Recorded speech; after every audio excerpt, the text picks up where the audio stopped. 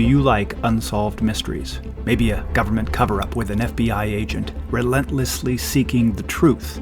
And maybe it's a Cold War story, and it goes all the way to the top. Maybe all the way to J. Edgar Hoover himself. And what if all of that not only actually happened, but happened in connection with an infamous UFO sighting over Puget Sound? This is Des Moines, Washington, in Seattle's Southside, a small town with some very big stories. When I heard this story, I just had to know more, and I think you'll feel the same way. Come on. The Maury Island Incident Mural isn't just a most excellent spot for a selfie, it's a Des Moines launch pad for the true story that envelops what some say is the most incredible UFO tale in history. It's June 21, 1947, when Tacoma resident Harold Dahl and his son Charles and the family dog Sparky picked up two crewmen on the docks in Tacoma, and they headed out towards Maury Island on Harold's boat, the North Queen. Harold sees 6 huge flying discs in the sky, 100 feet across, hollow, shaped like donuts. One of them seems to be failing. It's lower than the others. There's an explosion and all kinds of debris. It's molten like lava. It's referred to by some as slag. The dog Sparky is hit and killed. The North Queen is damaged. Some slag burns Charles on his arm. They're so frightened that they run the boat aground on the nearest land, the beach on Maury Island, and they hide from the raining fire beneath some cliffs until the saucers go away. But none of that is the weird part, because on the very next day, a man in black confronts Harold.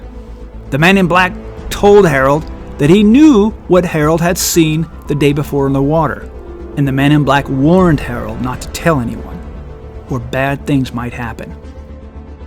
Harold's account is our first modern reference to the Men in Black. Think about that. The X-Files, Will Smith and Tommy Lee Jones. Yep, the Maury Island incident is where that all started, right here. But none of that is the weird part. J. Edgar Hoover is competing with the Army over jurisdiction to investigate the saucer sightings. They wanted to know what people were seeing because they wanted to know if maybe the Soviets were overflying our country.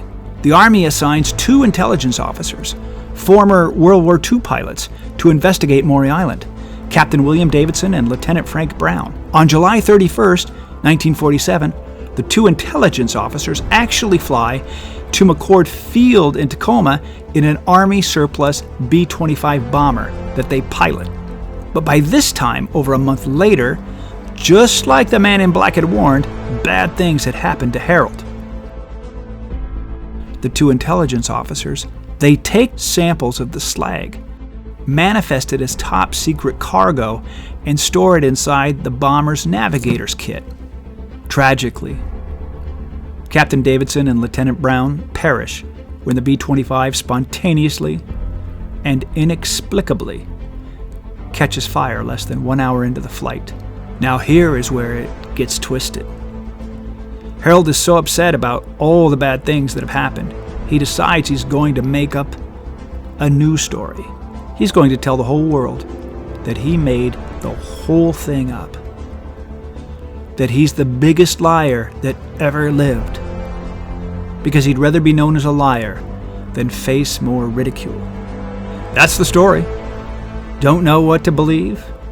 Come to Des Moines and see for yourself. For more must-see Seattle Southside scenes, go to SeattleSouthsideScenes.com.